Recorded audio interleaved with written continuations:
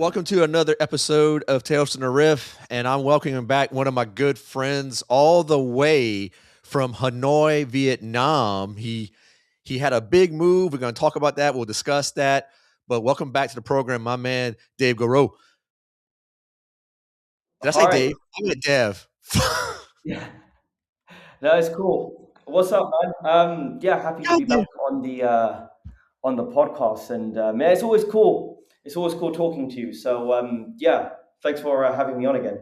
Dude, I told you, you have a standing invitation no matter what the occasion. Always welcome back. You're one of my favorite fucking content creators, one of my good friends. I feel like we're good friends at this point because we chatted up, offline.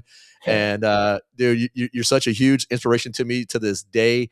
You've been nonstop busy with your channel and your music. I've been privy to some of the advanced music you had sent me with your band, and it's fucking just Yeah. it is just straight up bananas. I mean, the amount of theory, the riffs and the beats, the drumming, everything that the work you put into your music is just it's nothing short of exceptional. Oh, cool. Thanks, man. Yeah, I guess stemming from that, the philosophy that I have when writing a song is like I write a song as if it sounds quite macabre and a bit dark, but say if I'm riding on my motorbike in Hanoi and then out of nowhere some taxi driver decides to smash into me, is the last song that I made a representative of basically not only my life, but is that like the best song that I've made at that time? So that's the kind of philosophy that I go into writing music. Like this song could be my last, so let's just make it good. And I think it's important to spend time on a song so it's as it needs to be. Finish the painting, basically. But that's basically what's up. Obviously because of the distance and everything, Areshkagal's not on hold, but gigs and stuff are going to be even less frequent than they are because they're not frequent at all, which is kind of nice. And yeah, because obviously I'm out in Vietnam. Um, our bass player Sully, he's busy with Trivax, and our drummer Matt, he's busy with Hecate Enthroned and Sidious, his other band, because Sidious has just released their album. Hecate Enthroned are releasing their album, and our guitarist Dan, also known as the Ashura, he has joined Craven Idol, which is another really, really bloody good UK band, like really naughty black thrash. So he's joined that band as well, and they've got shows and stuff coming up. So everyone's kind of busy with their own things, and it's kind of nice not having to have a band be the main priority. It's like life is the main priority now. You know, the work, work, spending time with your friends, building connections, doing YouTube. That's the main priority these days, as opposed to the band stuff. And speaking of the channel, I mean, I subscribe to it. I get all the notifications of whatever it is that you're doing. And I'm just looking to my right here because just seeing like if people are unaware of your channel, you can find Dev on YouTube at Dev Gohil, spelled DevGohil. I'll say that again at the end of the our conversation. But you are constantly building this channel to something that is a black metal fan's fucking dream because of I mean if someone really aspires to play black metal guitar or bass, you just lay out every tablature that's not available. I mean you are a total fucking master at this. I mean, you have an ear for it. You're obviously you have a lot of theory behind your belt. I mean, if anyone is like looking for something that's in the realm of 1349, the hexen, that's some of the latest things that Dev has graciously put out there. My question for you is like, when do you decide that this is a certain song challenging as it may be, what what what makes you wanna, release it as a full-blown lesson? So, two things there. Number one is that a lot of the tabs these days are created by my friend Afra, who also did the recent book that I've just released. So he's better at tabbing than I am, and he enjoys it a lot more than I am. So we collaborate and work together to make sure the tabs are as faithful to the actual studio recording as possible. And we go into like mad detail. Like we have conversations whether it should be a two-note power chord, a three-note power chord, or even when things are like one fret out. Like it gets banal and insane and really pedantic. Um, so that's the first thing. So the second thing is because back in the day, I did short riff lessons of like the main riffs of songs, and people were asking me, "Oh, do the whole song, do the whole song." So I was like, you know what? It kind of makes more sense. It takes a lot more time, but if the whole song is done, then the whole song is done, and it's going to be there forever. Um, and ultimately, like the songs that I put out there are pretty much songs that I like, because it's one thing playing songs that I like, that's fine. Recording songs that I like is still nice, but not as fun. But if I'm learning a song or putting out a song that I don't like, then it's not fun at all. And then if I have to record the song and play the song and edit the song and listen to the song again and again and again in like the post production stuff, then it's a nightmare, and I don't want to do it basically. So all of the songs are pretty much all the stuff that I like and listen to, which might be one of the reasons why some people's bands are not there, is because frankly I don't like it. And that's just being as blunt as possible, really. It's like, if I'm going to learn a song, I'm going to have to listen to it again and again. And if I'm finding more reasons to hate a song, then I'm just not going to play it, basically. So, and the whole reason, and going to like the difficult stuff as well. It's like, one of the reasons why 1349 is so good is because you get 90% of the black metal, of 90% of all black metal techniques in one song. So, I could teach everything and reference multiple different bands, or I can teach everything that one band is doing.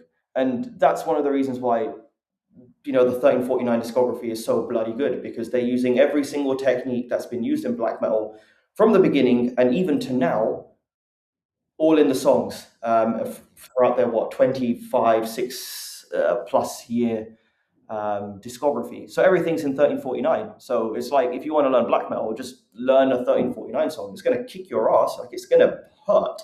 Like, it will physically hurt if you're learning, but there's everything in there. I know, and what's how you and I and our mutual friend Andre just came full circle this year. Um, you little did you know that you would hook me and Andre up, and we would start our own podcast. Yeah.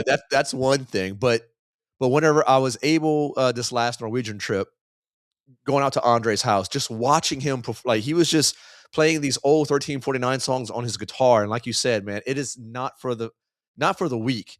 I mean, like he was showing me the different fretting things to do, and I was like, man, this is kind of I need a lot more time to devote to just doing what you're doing, because I mean, like the chord structures that he was doing with his fingers, I was like, bruh, it's ridiculous. It's just and it sounds amazing. Like to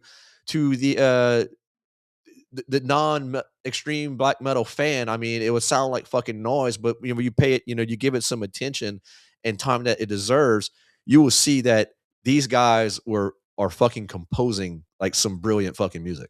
Oh, 100%. And I'll get the guitar for this, because one of my favorite Andre riffs is from Manifest. Like, even if you take like that first riff,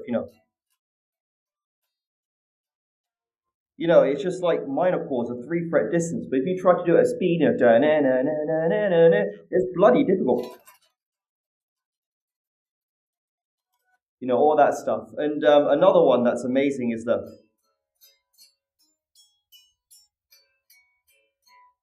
uh, the like this kind of snake charming riff. Right. That one, that riff in Manifest. That's one of my favorite riffs that Andre's ever made. And Yeah. when he showed me that for the first time, I was like, "Yo, this is sick!" Like, it's so twisted, but it's so creative at the same time.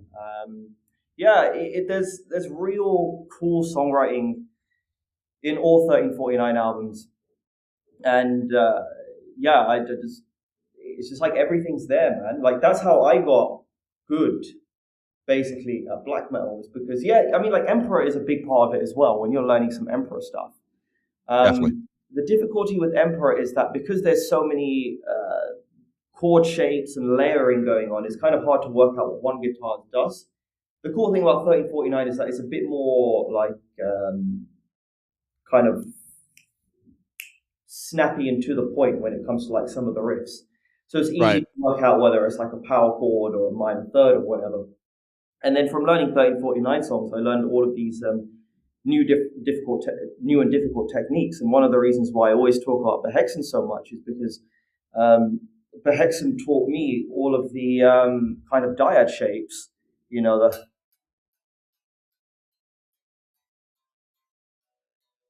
all of those two note voicings.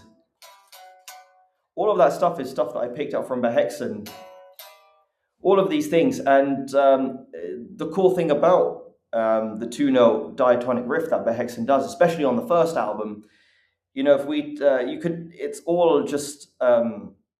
I don't think it was deliberate, but it's an exercise in learning music theory in a really simple way because you're just moving one note.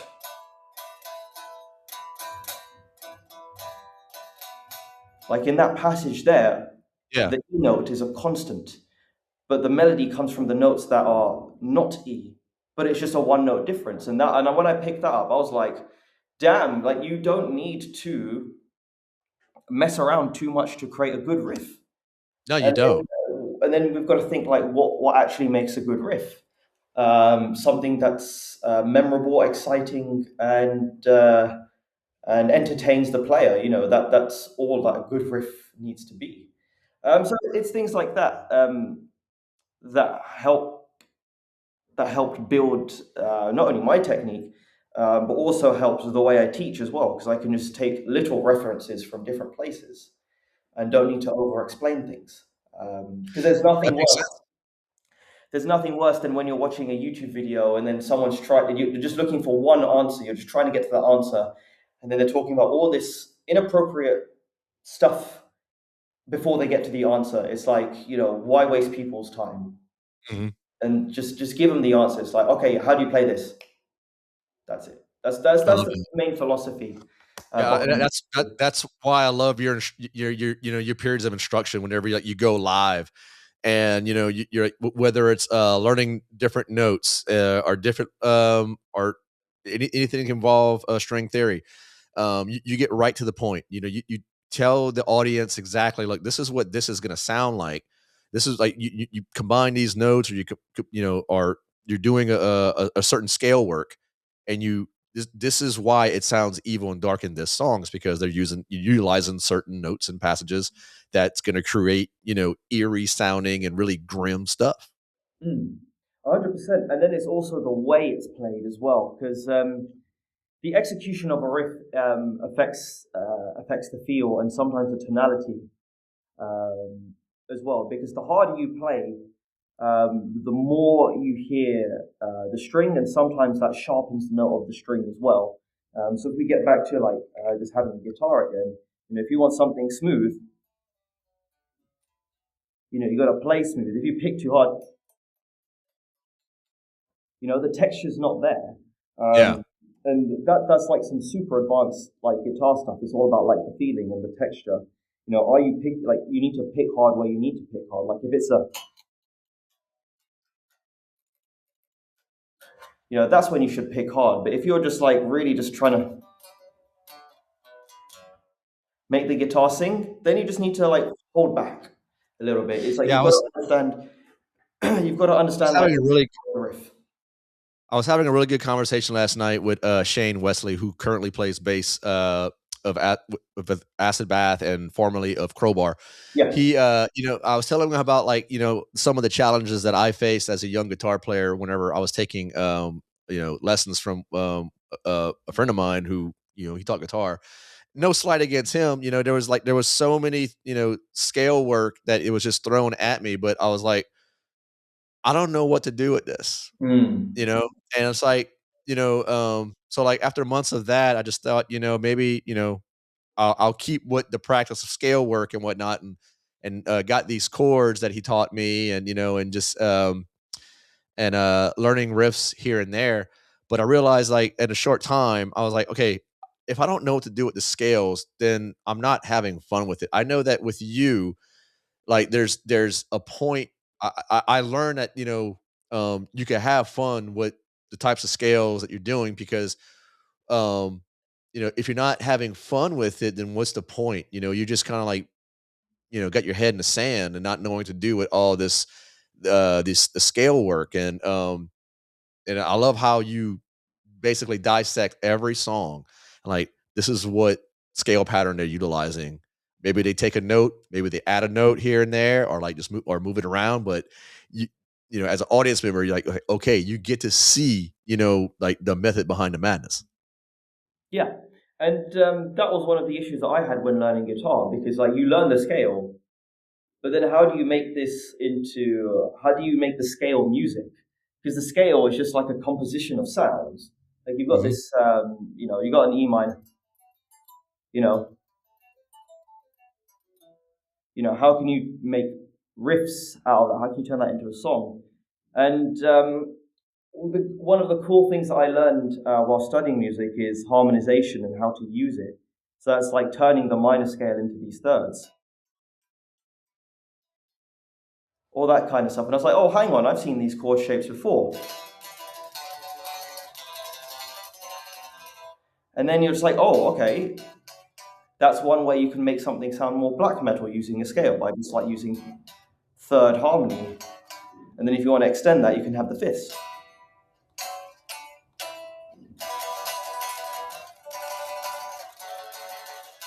All that kind of stuff. And then if you want to like, and this is where like the theory thing becomes cool, but sometimes irrelevant, because normally if you're going to follow like the key of E minor, for example, if you want to go from like E to C, they like typically what you're supposed to do is play a C major. But that's bollocks if you want to make really evil stuff, because you should go from E minor to C minor, and you can instantly hear the difference. So nice and evil. Hmm. Whereas here it's a bit more Lord of the Rings and epic. But if you want to get that grimness, you've got to use theory and stick a knife in it sometimes. Yeah, yeah, definitely. Yeah. So that's Um, that's like the idea. That's what you should do with theory. You should learn it. You should learn. The most important thing I think is just to learn the notes and the intervals, because everything stems from there. All the scales, all the riffs, all the arpeggios are a compilation, or a stack of the 12 notes that you learn on the fretboard. Once you learn that and you learn the intervals, then you can create any chord, and mess around with that. And that's the coolest thing about playing guitar, is that you get to be creative. You don't have to sound like someone else. You don't have to play like anyone else. Um, and it's kind of cool if you just add your own kind of flavors and tastes to the music and the songs. So I think that's like the most important thing when it comes to learning guitar, and trying to build it at the advanced level in songwriting, is that you should learn everything you can, but also the most important thing is finding more and more ways to apply it. yeah. Yeah, definitely. And I think that, for me, personally, I can't speak for every, guitar player out there, that's been playing, less than 10 years, like myself. I know that, like, I'll, like, put too much, like, self-induced pressure to, like, learn, like, whether it be a new riff or a new song. And I'm like, if it gets to the point of, like, where it's not fun, like, I'll just put the guitar down, and, like, and I'll, like, just, like, okay, well, I'm not gonna do that again. So, like, I'll just, I'll give myself, like, maybe a day or 2 before I pick it back up. Um, but, uh, the important thing is to keep going back, and, like, humble myself. And play something that, it continue to be challenging, but I know, like, on the backside of that challenge, something good's gonna come out of it. 100%, yeah. Because like even when I was learning, all the 1349 stuff was way too tough for me. Like when I first started like getting into black metal, the only kind of thing that I worked out from 1349 was the sculpt for flesh. That was the only thing I was able to play. I wasn't able to do any of the other riffs. Like Chasing Dragons, I'm Abomination, forget it, man. Like Oh that was man. way out my league. But the thing is like I never forgot about it. It's just like if I couldn't play it, it just means I couldn't play it at that time. But that doesn't mean I won't be able to play in future, if that makes sense. Yeah, Um, yeah, definitely. I totally get that because I know for me personally, um, the moment I say I can't do something is when I totally give up on myself. yeah. So, I've turned that into over the years. Can't do it now, but I'm gonna practice my damnness to doing it. If I'm if you know if I need help, I'm gonna ask, or I'm gonna like reference someone like yourself who who who's laid it out for me. And that's the best way to go about it, man. Just don't forget about it. Like the important thing is to keep playing. Like I was talking to actually, I was speaking to V of Hordenreif. Yeah. Great guy.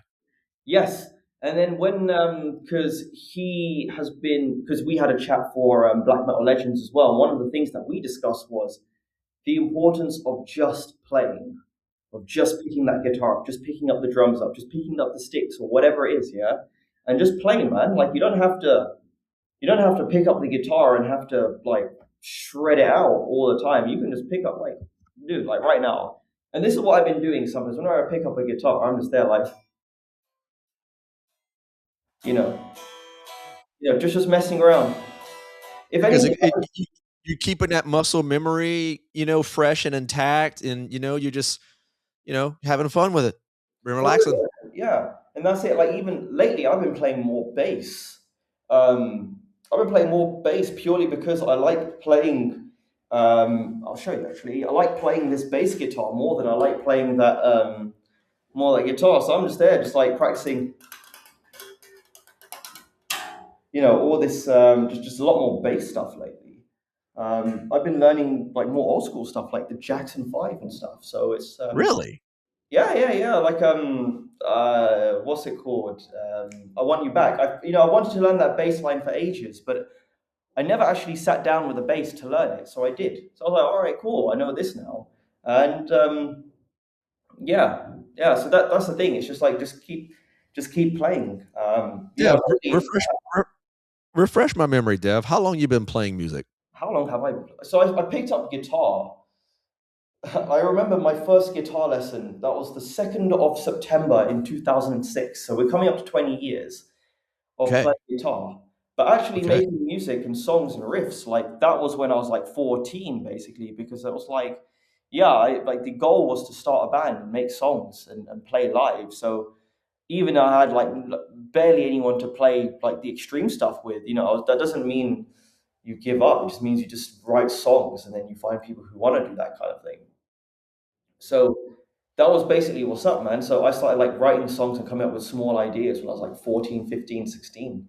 And then they turned into fully fledged songs when I was 16 with my first band, Premature Birth. Um, so that's kind of how it all started, really. So when it comes to like making actual songs and songwriting, that's coming up to 14, well, yeah, about 14, 15 years. I had I mentioned at the top of the episode start that you're now in Hanoi. Yeah, You're formerly from the UK, living out in the UK, and I just one of my questions for you that I had off air that I'm going to ask now is that um, I know you a month ago you put out a short little clip explaining the big changes and the big move. yeah. But for people who follow my channel and who don't know who you are, and I mean, if they don't, that's that's wild to me because you're one of the best content creators ever, in my opinion.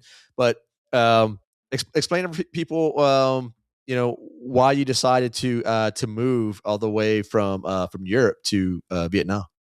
Yeah, it was mainly a lifestyle thing. Um, Things in the UK are not getting better. And when I came back from Korea to the UK, I thought things were going to get better, and it didn't. So, just trying to get by in the UK is a bit more difficult. If the deal is not good enough. I wasn't on a high salary or anything, and YouTube does not pay anywhere like people think it does. So I was thinking, okay, like what's the best deal here? But also at the same time, I did a trip around Asia in September.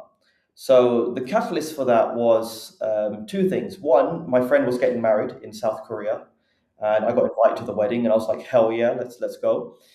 And the second thing is like, okay, after living 2 years in the UK, I wanted to find the answers. Do I enjoy living in Asia more, or do I enjoy living in England or in London? So after Korea, I spent more or less a month in Japan, in Tokyo, to see if I'd enjoy living there. And I was working remotely at the time for the company I used to work for. Um, so I was working out there remotely, and I really enjoyed Japan. And I had a friend out here in Hanoi, and he came back to England, and he's like, "Dude, you should check out Vietnam." And I was like thinking, like, okay, that's cool. If I can make it happen, I'll make it happen. So whilst I was in Asia, I sent him a message. I was like, "Dude, you know what? Let's make Vietnam happen." So I came out to Hanoi in October, and I was just addicted, basically. Something about this place is so real and authentic, and also makes you feel alive. And I was like, "Damn, this place is pretty dope." And then I came back to the UK after spending a week here, and you know. People say Vietnam is like a third or second world country, but then I landed in the UK and London. I remember my friend picked me up. It was like coming up to 9 o'clock in the morning. It was a grey day, and bear in mind that when I came to Hanoi for the first time, it was the rainy season. It was the most intense rain I've ever experienced. Like there was rain leaking in the hotel room I was staying at, and Wow. like that. But I come back to the UK and I'm looking at this place, and it's the drive from Heathrow to where I was living in London, and I was like, Jesus Christ, this looks shitter than Hanoi. Like it looks dirtier. There's no colors. It's grey. It's miserable. No one's happy. Like what the hell is this? And this is meant to be like this is England. Like this is meant to be like one of the leading lights in like how people are supposed to live. So I had Right. this kind of, it was a kind of like an almost existential crisis in a way, where it's kind of like Jesus Christ, what's real? What is this? What is happening to the world, kind of thing. And then I get back to the UK, and I was invited to a meeting, and it was literally the most corporate toss, terrible thing that I've been to. Like when it comes like one of the most time wasting things I've been at, it was one of those. Yeah, in my life. Yeah, it's like okay, cool. Like I was just out in Hanoi. I was still working, and life was kind of cool. And I come back to the UK, and I come to this like really stupid bullshit meeting that really did not need me being there. And I was like, and they wanted it in person as well. So I was like, okay, cool. And then I was like, nah, there's something not right here. And then I got in touch with my mate again. I'm like, dude, I've got to get back out to Vietnam, bro. and then then I was like, okay, cool. I've got to like the easiest way to do it is just to find work out here. So luckily, I got in touch with a few people. My friends helped, and I got work out here. They sent me an employment contract. I'm like, cool, let's make it happen. Gave in my notice.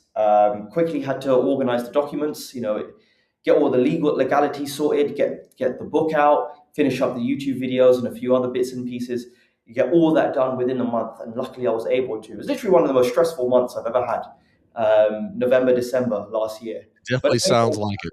I made it all happen. And then I've been here for just over 2 months, and I'm just like, dude, like everything's cool now, Yeah. kind of thing. You sent me some pictures from the time you on your vacation, and I was like, "Man, he's spending a lot of time in Asia. That's pretty fucking awesome. I'm kinda envious of that." You was like, "Hey, just between me and you, but I moved to Hanoi." I was like, "What?" Yeah, And I was just like, "Dude, I love it, man," because it's like, that's another thing that things aren't great as the world could see here in the US. Mm. I mean, we've got our own fucking share of issues and then some.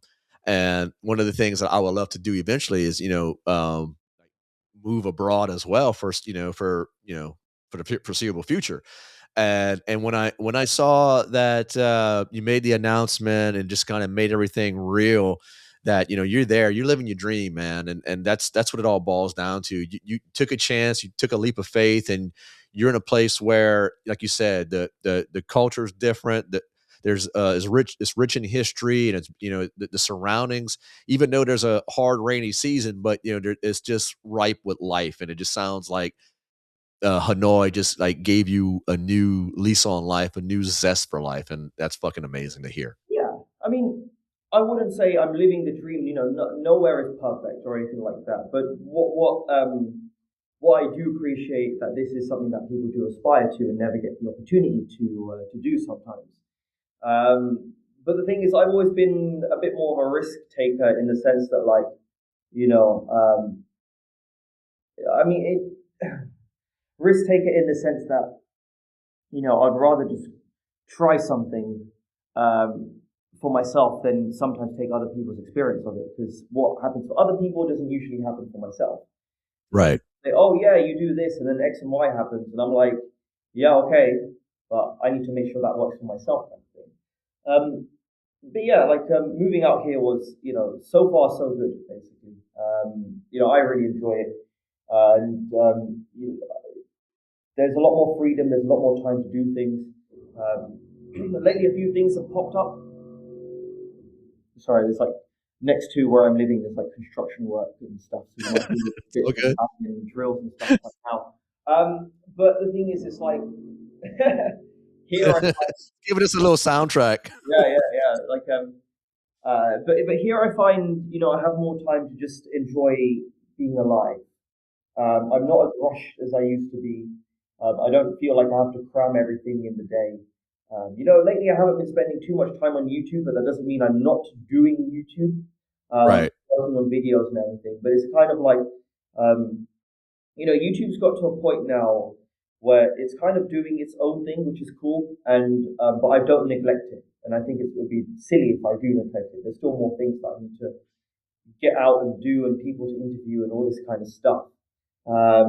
So YouTube is not the main priority, but I still am able to make videos and everything as well. If anything, on the YouTube side, my main priorities are to get a V guitar here, because as nice as this Dean is, trying to play like all the super extreme stuff, all that kind of stuff, I just don't find it the most comfortable playing on Stratocaster shapes. But that Yeah. doesn't mean it's a bad guitar. It's just not the guitar for me. Like, this is a fantastic guitar and people love playing it. I just need a V shape. So that's one of the things that I'm gonna um, sort out when the time comes, because I don't want to get too much stuff and have to worry about selling things on or moving things. It's like I just want to kind of keep things minimalist right now. That was a question I had for you. Like, did you like it? Did the majority of your gear stayed back in the UK, or did Yep. you like put stuff in storage, or took everything with you? So everything's most things are in the UK. The guitars that I have with me are bolt-ons, because the cool thing about a bolt-on is that you can dismantle the neck and whack them in a suitcase. So I had, Definitely. I had these two guitars. Whoa! I had these two guitars just in a suitcase covered in bubble wrap, and Fucking brilliant. that's how I got them out here. Like, I just took the Oh essential. yeah. It was the same thing I did in Korea. I had a Jackson Minion because that was the only bolt-on guitar that I had.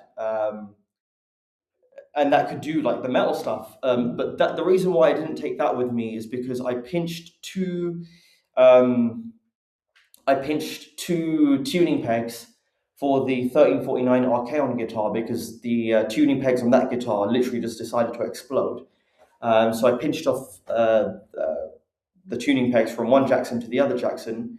I could have bought the Jackson Kelly, the Archeon one, with me, but I decided to keep that in the UK, keep it safe, because it's a bit of a treasure. It was used on the Beyond the Apocalypse tour and albums. And overall, this Dean guitar is just a better guitar, and it's 7 strings, so I can still do like some writing for Resh Gabor and stuff here as well. So it's basically easier to pack and more guitar. So that's why I took this one with me. But yeah, I'd like to get more guitars here. It's just I'm thinking about space and more like the long term thing, because I don't want to like ram this room full of gear right now. Right. Because in the UK I could kind of do it, but here is going to be a bit more difficult. Yep.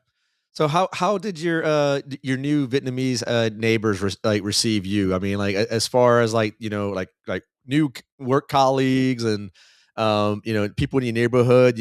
Obviously, there's not a whole lot of people, um, like yourself out there in the country. I mean, I haven't been there. You can tell me different.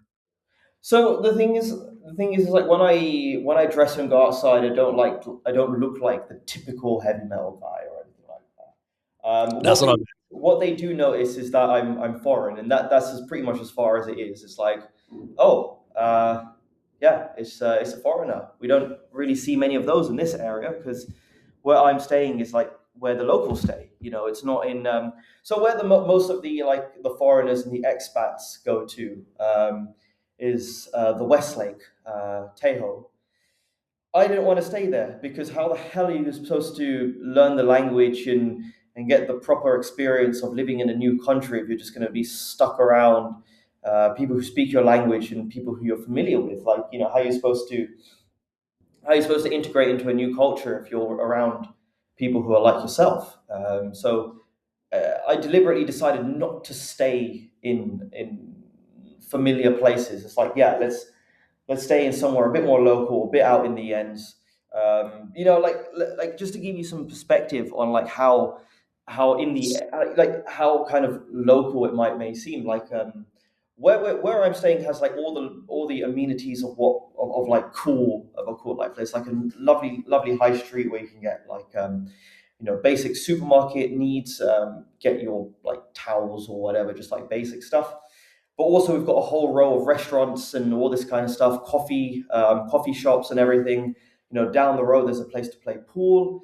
So everything that you need to just vibe. Restaurants, cafes, nice food, some activities, and you can always just jump on a bike and go somewhere else. So Yeah, I love that, man. there is that freedom there as well. So you're never kind of overwhelmed or too isolated because you've got this liberation. And the thing is, like the Vietnamese people have been extremely hospitable. And once you go to a place time and time again, because the food's that good, they recognize you. You just walk in, they know your order, everything's blessed. I Cool. love it. Love No, it. That no issues whatsoever. The one thing that has been a bit difficult is I wouldn't say difficult because it's hard for some people to understand that people. I say I'm from England, but they're like, because I'm not like white or whatever. That's me. right. You're not the Caucasian, the typical British Caucasian Yeah, looking I'm not guy. a geezer. You know what I mean? So it's like, yeah, that's one thing. It's like I'm more, now I realize that I'm more British than I am like Indian in a way. But that doesn't mean I forgot like the Indian or Asian lifestyle or roots kind of thing. But it's Right. whatever, man. That's the only thing that's been a bit confusing for some people here, and it's kind of cool. But there is a heavy metal scene here. You know, there are people putting on gigs, Obscura's playing here later on in Hanoi, and I know some of the dudes who are running it here. So that doesn't mean I'm far away from the music or anything. It just means I'm a lot less close. Yeah. Before, like going to Inferno was just like a quick flight. Here it's now it's not a quick flight, and with How work. long's the flight for you? Sorry. How long's the flight, like back home if you want to go back to London? How long is that flight for you? I mean, without any interruptions or stopovers, it's just like every other Asian flight, anywhere between like 12, 10 to 14 hours. But Okay. if Okay. you stop off in a place, it's just going to add more time. So just be ready for, I would say mentally, just be ready for a 24-hour journey. Um, it's going to be even longer if you live in the States. to Oh, get definitely. to any part of Vietnam, really. But it's cool. Like I haven't. I'm still gonna do my best to make festivals. Like what's on the cards this year is Beyond the Gates. Like I still need to just arrange a few things logistically, and because I really want to make that one. And I intend to be back in Europe for a little bit of time during the summer because we get a summer holiday. So I thought, all right, cool, just see some people from home, and it'll be easier. It'll be easier for me to get to Norway from London than it would be to get to Norway from Hanoi. Uh, Right. and that's basically the idea. But the thing is, it's like I just want to spend more time here because every day I'm finding new and exciting things, and sometimes you go to the same place twice and you find new things. And yeah, but it's cool out here, man. It's I'm enjoying it. It's nice. Yeah, yeah. I mean, I could tell, man. Like you take it, all the pictures and the video that you post on the socials regarding where your new location is just nothing short of amazing. It's a beautiful place. I definitely one day would love to go visit with you over there because that's I think the South Pacific is like it's always been calling me.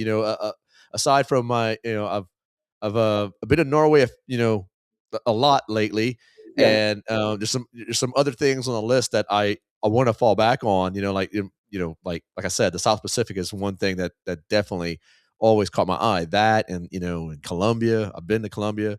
In fact, whenever you sent me the picture of you on the motorcycles, I was like, dude, that was me in Colombia. I was just like going through around this little mountain road on a bike. It was fucking, and you see similar things like in island locales.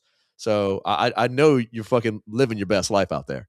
Oh, it's amazing, man. Like we went out into the middle of Vietnam, and we got close to the Lao border as well. We were literally only like 10 kilometers from Laos at some points on there, and it's amazing, man. Like it's like some places look like the Shire, and then you're just stuck in this.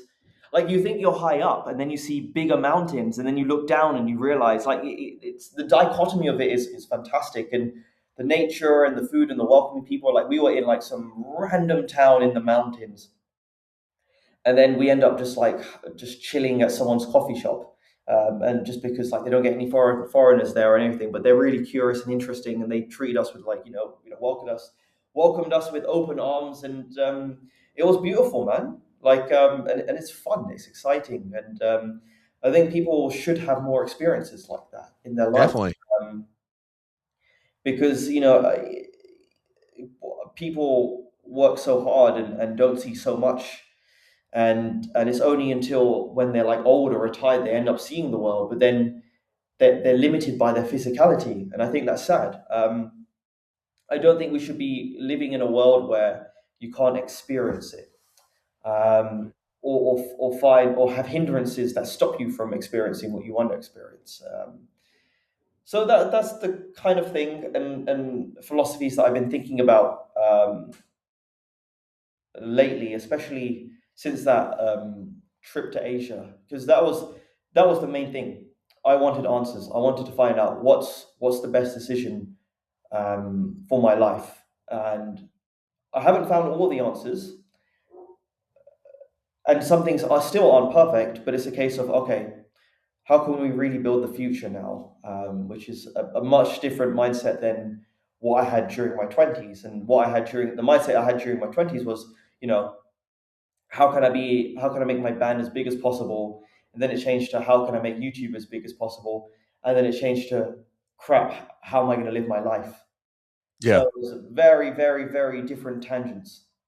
Yeah, definitely. Well, I think just from what I've known you and in the short amount of time that we've known each other, I mean, you just sound like a more complete version of yourself right now. You feel at peace with where you're at and what you're doing, and and that's shit. I mean, that's like the icing on the cake. Yeah, and that's what's been like the most eye-opening thing here, because before I used to work in sales in the UK, And when you're working in sales and you're thinking about bonuses and you're thinking about how much money you're going to make or how much money you want to make, you've got to bust your ass off like almost every single day. So it's kind of like it gets to a point where it's like if you're not on the phone, you feel like kind of agitated because you want to just like try to make more money so you can live a better life or meet Right. friends or whatever. Now it's more the case of okay, cool. I turn up to the lesson. We make the lesson as good as possible. Yeah, because I'm teaching out here again. So you go there, you do the best you can, you teach the best you can, and then you go home and then you just forget about it. Like you're able to just detach from work really, really easily. And as soon as you step out the school gates, hop on the motorbike, back to One reality. one I One idea that, came to mind whenever you're telling me about, there's a very obscure, um, black metal scene out there. I was like, do you think that you may get involved, like, maybe, trying to, like, arrange for, booking bands, or that you may know, to get out there? I mean, is that an So idea that crossed your mind? that's already. I mean, it's not in the motion, but it's already ideas and things that I've spoken to people out there about in the scene Awesome. already. Because there's a record label called House of I can't remember I can't pronounce the last name. I think it's Igra YGRA. And the guy who runs it, the main guy behind it, it's like we've come up with like a few ideas and stuff. We've even like discussed writing together and things like that. So it's all a case of just like coming together at some point and just like putting some of the plans into motion. But that's stuff that I want to film as well. So when it's like the next gig here, I want to like get the camera out, show some of the people, show the scene. If there's like bands rehearsing or whatever, I want to try and get out to those. Show people that like that there is still music in this part of the world, and it's not kind of just limited to parts of Europe, Scandinavia, and even parts of the Americas as well. It's like there's music is a universal thing. It definitely is, man. I just watched one of my good friends, Thomas Eriksson in the band Murik of Halden, Norway, and he just made he returned to I believe he went to Taiwan before, but it was his first time bringing, his brand of black metal to China. Yeah, He was out there in Australia even, and I mean, people go nuts for it. I mean, black metal wherever it doesn't matter where you're at. I mean, as if black metal finds you, it it latches on to your psyche, to your heart, and you want more of it, and you want more access to it. So, you know, it I think that, a lot of bands would be doing themselves a whole lot of disservice of just, like, playing, like you said, in those countries, in those Western countries, like, in Americas and in Europe and all of that. 100%, man. Like people out here are craving that kind of stuff. Like I was speaking to, so there's someone who works at the local coffee shop, and she's into like the like heavy metal and that some kind of stuff. And then we just got talking, and then she was putting on like Deftones in the cafe, and then I was like to her, "Oh, yeah, I've seen them." And then her eyes just like lit up. It's like, no way. It's like it was like a kind of unicorn moment because hardly any bands like come to Vietnam and Hanoi, and ultimately, and the sad part, so the sad reason why a lot of people don't come here is because it's not the most financially viable decision to. And if you're thinking a band like a Right. business, sometimes you've got to go where the money is. If you want your brand to thrive and survive.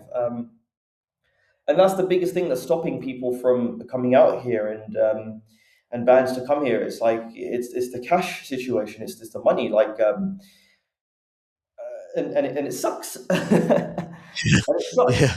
It's like yeah, I've heard like X and Y band want to come out to Hanoi, and it's all a case of like for the people here, is it financially viable for them? Because it's exchange rates and currencies and stuff. It's like one of the reasons why bands from like Norway and stuff are able to go around so much because it's a far more, first of all, the strength of the currency, and it's the affluency. Right. Uh, if you're a band from here, trying to get out to Norway and everything is going to be way more difficult. Yeah, Unless it's gonna be real heavy sledding for them because, they like you said, I mean, it's the all the red tape that goes along, what was it like, the working visas and flights, and how much money can they afford to just travel out of Vietnam? that's it. That's it, and it's not just Vietnam; it's other countries as well. It's like whilst I was living in Korea, I would have loved to have got a Reshkagor to play a show in Korea. But it's like trying to get four people over. Flights are going to be 2 grand. I mean, well, for three people over, it's going to be like over £1,500 minimum just for the flight. And you can get like other flights that are a bit cheaper, but that's like the ballpark average. And some people don't want to put that much money into a band when they can put that kind of money into a band and split it with people and get something like Mayhem, for example. See what I mean? Like, it just like, would you get like a Yeah, local yeah. band from London, or would you rather put money into like Mayhem or Marduk or even Archgoat played in Korea recently? Like, that is cool as hell, man. Wow. That's wild. The thing is, it's like it's growing, it's getting bigger, and the cool thing is that because I know people that can kind of make it happen, it's just like we've got to. I think now it's like the time to like try and make it happen a bit more, to try and get Yeah. some fans out here as well. But Yeah, I think for being who you are and who and how to connect the dots, I think you're gonna be onto some bigger and better things for that particular area, as far as, like, bringing shows. I mean, if you commit to it, I know you're gonna make it work. I just know you will. yeah, it's just a case of getting the putting the pieces together and making sure things are done well and properly, and that the events are going to be fucking killer events. Yeah, so it's something that's still on the cards and still in discussions. It's a case of just sitting down with the right people and putting a plan together and contacting people because there is interest. It's just a case of how we're going to make it a bit more financially viable, and move things in the right direction, and who we want basically. Because it could be cool to do like a weekend festival, fly over a few bands from London, and just have a big, massive, cool heavy metal event here. But that's the thing. I still like with gear and equipment. I know it exists here. It's just a case of who has it and where can we get like the good stuff. Because to save costs on like gear and stuff, we just want to make sure everything's of quality. Basically, it's just the biggest thing stopping it is finances and logistics. But that's stuff that can be solved, given some time. Yeah. Definitely. So what is something that fans of you and your channel have something to look forward to, man? Right now, I guess just more videos at this current moment. There is going to be something cool. I don't know when this is going to be released, but I do have a video scheduled for something a little bit different, but also extremely cool, um, and exciting. A bit of a kind of going to do a bit of growth for the channel, I think, Okay. uh, as well, stepping into a bit of a new territory. That's going to be coming out, I think, this weekend. I've got it scheduled, but I can't remember when. But yeah, it's something super, super cool and something that I've been wanting to do for ages and finally been able to sort out, which is dope.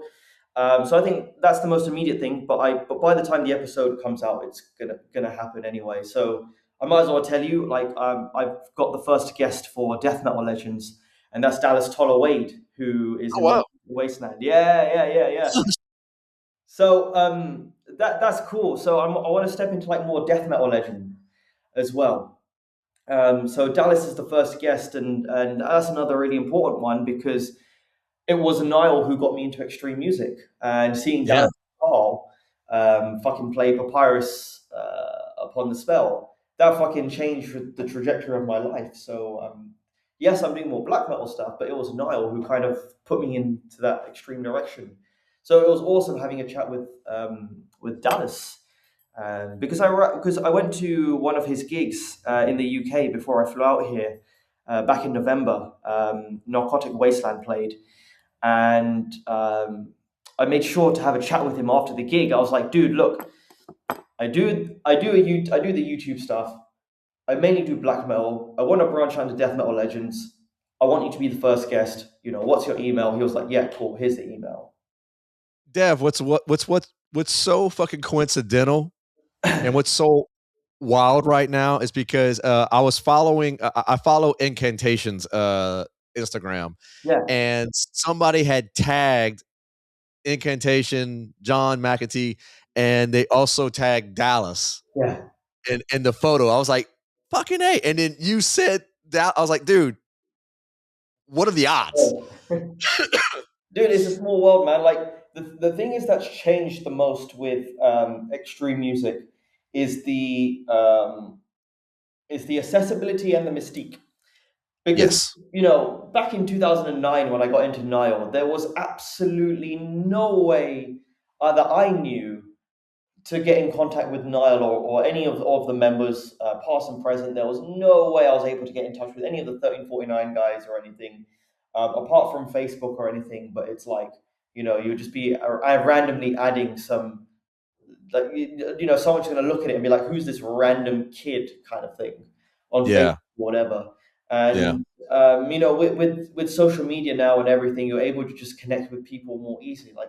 Like back in the day, man, like when I was getting into black metal, Varg was still in prison, and the only Yeah. way and the only outlet that he had to the world was his website, for example.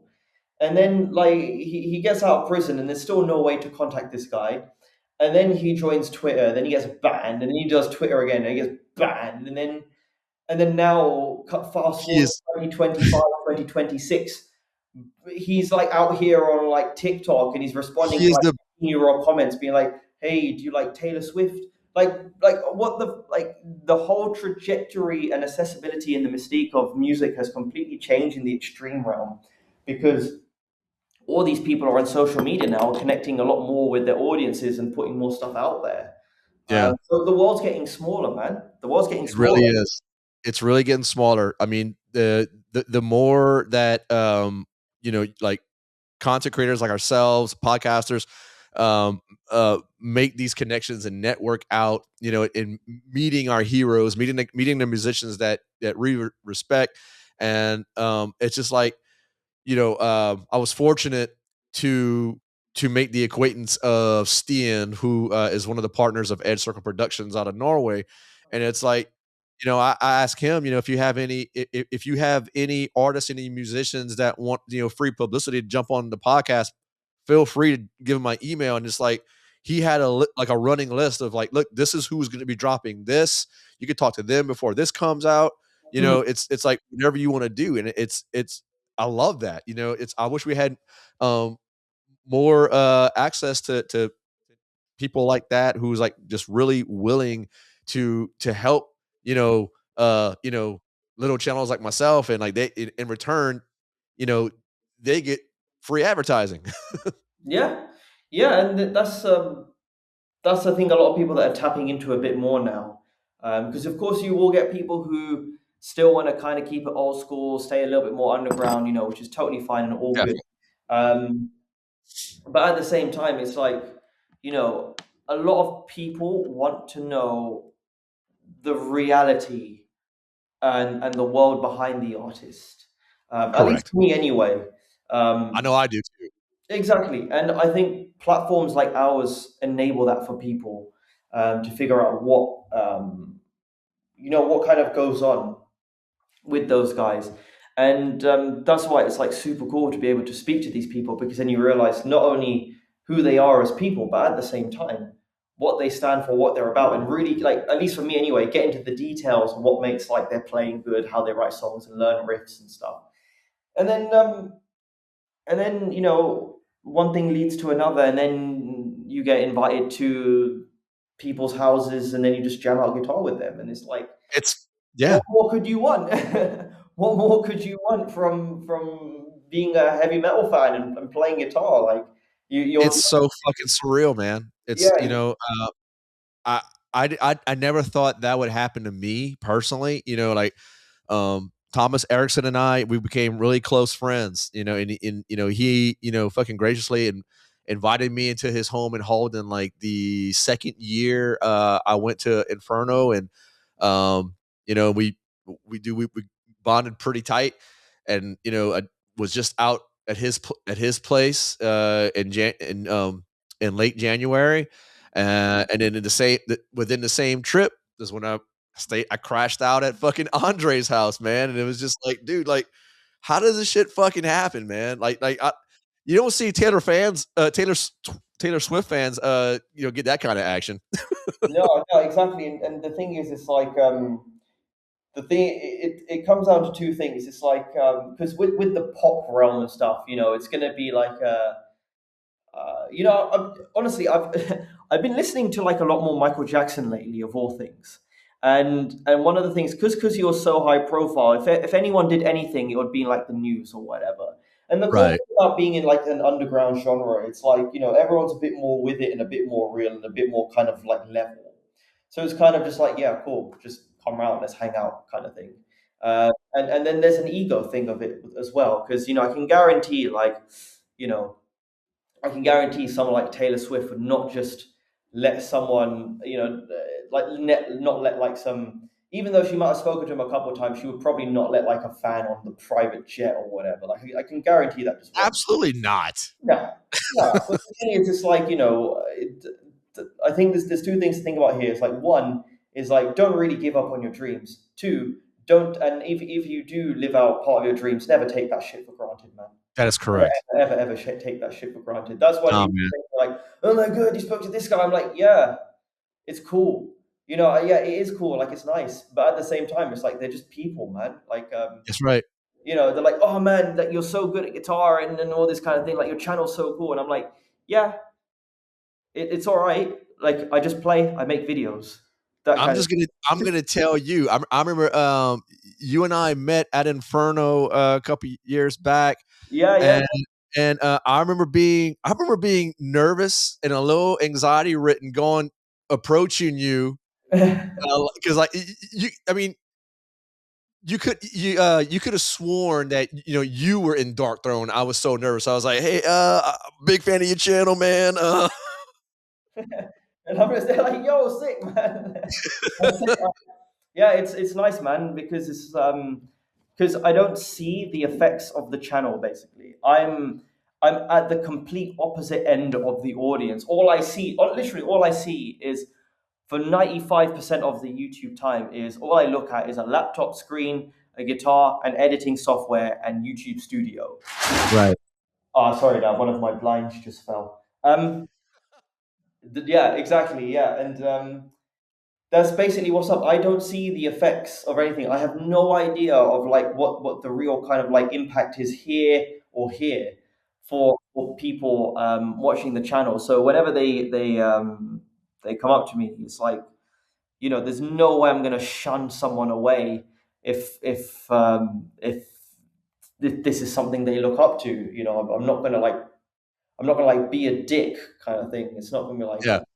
I'm not more important than someone, kind of thing. It's like, I remember like people were saying like, back in the day, if you went to like Helveta, Euronymous was kind of like the don or whatever, and telling people how they should do this and that. And he was like this intimidating kind of geese. And I was like, that's not me, and that's not who I aspire to be, or anything Right. like that. It's like, if you like something that I do, and you're gracious enough to come up and say, "Hey, look, this really helped me." I'm like, "Yeah, cool. That's fucking A." Like I can't ask for anything more, man. Yeah, man. I'm glad I had the nerve, and just approach you the way I did because we turned out to be really cool friends, currently, and it's two like-minded individuals, two metalheads who have a deep passion for guitar playing and all black metal, and as small as the black metal community is, you don't we're so spread out, Yeah. and just so we're relatively small in number, globally, and to have some commonality with another creator like yourself, dude. That to me, to have your friendship, I'm saying, is just that is really important to me. No, of course, of course. And the one thing to remember about the black metal scene is that the world is a big pond, and the black metal scene is a very, very tiny fish. That's correct. That is correct. One of the cool things about well, I guess like one thing is it's like black metal is a very, very important thing for a lot of people, so it does end up being big, and sometimes people can get kind of lost in it. But then, when you take a few steps back, it's like then you kind of see the bigger picture, of its impact in the world and everything. Because it's amazing. Like, I just walk down the streets and everything, and around here, and I'm like in the smallest of places, and nobody here knows anything about mayhem or anything like that, and it's kind of refreshing to just kind of be like, okay, cool, this is the real world now. Your feet are on the ground, you're rooted to the earth. Yeah. You're not in black metal Transylvania, you're not in the dark castle, you're not in like this hellscape, you're just part of the world. And that's the most important thing for people to remember. It's like, ultimately, yes, black metal has notoriety. Yes, black metal is, at some point, was a movement, and for some people it's a movement. But ultimately, the music is just a music genre, and it's a very, very small music genre in the wider world. And music is a big part of the world, but it isn't the world. It's like, Yeah. you know, yeah, it's just another part of what makes life a bit more pleasant. That's what So music is. so outside of listening to old classic Michael Jackson tunes, what is on your playlist these days? Like what's what's been the popular trend for you? Do you know what? Like, a lot of people that I spoke to were telling me that they were influenced by Kiss and used to listen to Kiss. And I never really gave Kiss a proper chance until now. And it's kind of like, okay, cool. Now I kind of get Kiss. But that's pretty much it. Like, I haven't listened to a black metal album from start to end for a while here. The last time I actually like put on like music just for like leisure was when I was on holiday and I just had my phone on me. I was like, okay, cool, fuck it, let's just listen to some music while I shower. Like, I really haven't been listening to that much black metal lately. I know Mayhem released an album recently that I've yet to listen to. Like, some of the tracks on there are pretty cool, like some pretty out there riffs. But I haven't given like the whole album a good listen to from start to end. And the thing is, man, like, I'm not gonna lie, it's like when I'm at home here, I want to find more reasons to get out. It's like, Yeah. as soon as this call finishes, like it's 11 o'clock here. Like, Uh-huh. as soon as I get off this call, what I'm going to do is I'm going to get my shoes on. I'm going to go to the local laundrette. I'm going to hand over my laundry. I'm going to go out, get food, and I'm going to enjoy like a very, very chilled coffee. And then I'm probably going to see some mates later on today. And then once the day's finished, then I'm going to come back home and then probably do a bit of YouTube stuff. It's like, that's the thing. It's like I want to find more reasons to leave the house, but when I want to get back home to chill, that's when I want to do like YouTube stuff. Like, I've got a video in the works now that I'm just prepping for. I'm just coming up with some of the riffs and some of the ideas, so then I've got something to present for the YouTube video. I want to film a short, maybe later this weekend or possibly Monday evening, so I can release later on in the week. So I'm not making as many videos as I did, but I'm pacing things out a bit more so that the quality of the videos is a lot better. That's basically more the thing. But that's the thing. Like, music is, yeah, like albums and music. Like, nothing's really on the playlist, man. Like, I'm just, whenever I put on music, it's just a vibe, man. It's like I'm not here like with my headphones on. It's like I'm out. Most of the time, I'm out on the streets, on the motorbike, getting to where I need to get to. You know, Man, I was if you want a couple recommendations, and it's not anything black metal. yeah, Uh, if I could, you already got on Kiss. yeah, I've been getting involved with a lot of like 70s rock, oh yeah, and I mean, I've always been into it, but like these newer upcoming bands from like Sweden, man, like they're kind of going back, like some throwback bands. One of them is Night, the band Night. I don't know if you heard of them. They're from Sweden, and I'll send you a link to their Spotify or their albums, and from top to bottom, man, it's like Dire Straits, like influences by like Dire Straits, Yes, things like that. It's so groovy. It's just like you can turn it on and like just kind of forget about, like you said, just like you just live your fucking life, man. gotcha. Yeah, yeah, like Yeah, send me the links. I'll check them out. And like when lately when we listen to music, it's just when we're like hanging out with friends. It's like sounds. There's already plenty of sounds in Vietnam as well. Like honestly, the first thing that I hear when I wake up, I shit you not, is roosters. I believe it. There's a rooster like screaming right now, like just there. Yeah, I wake up, I hear roosters, I hear horns, I hear engines. Yeah, and then sometimes when I'm at home, I hear like knocking here, and then when you're out on the streets, you hear more engines, and then you hear horns, and then you hear vehicles. So you're already immersed by this sound, and that's one thing that I want to try and encapsulate with music now. Is when I'm writing, like trying to capture the Hanoi chaos into Yeah. into sound, um, because it does it's really stimulating being here. It's like you're never bored. You're never really bored.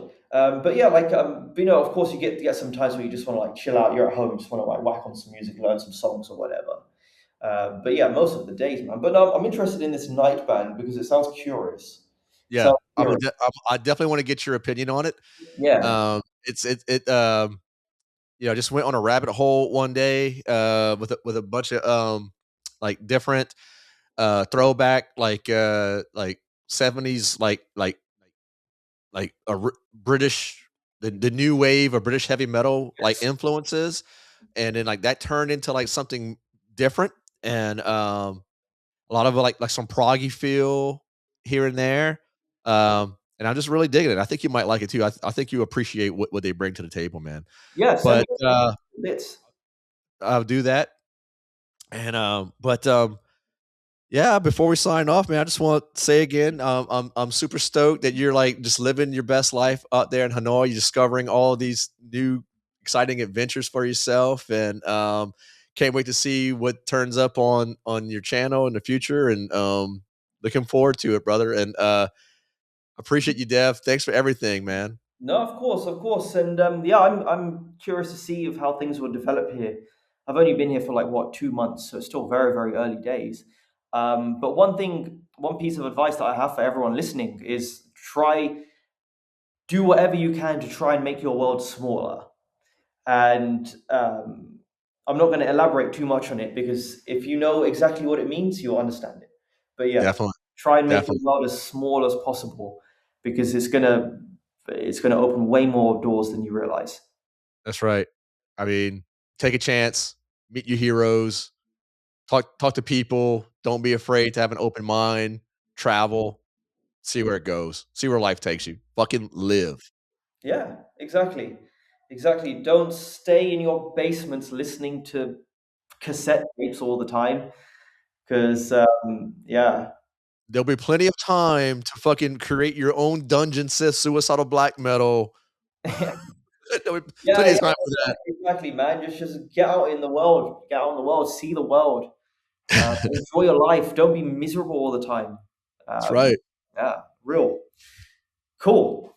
All right, man. Good to see you, Dev Goro, YouTube, and we'll be keeping up with you, bro. Yeah, in a bit. Take it easy. See ya.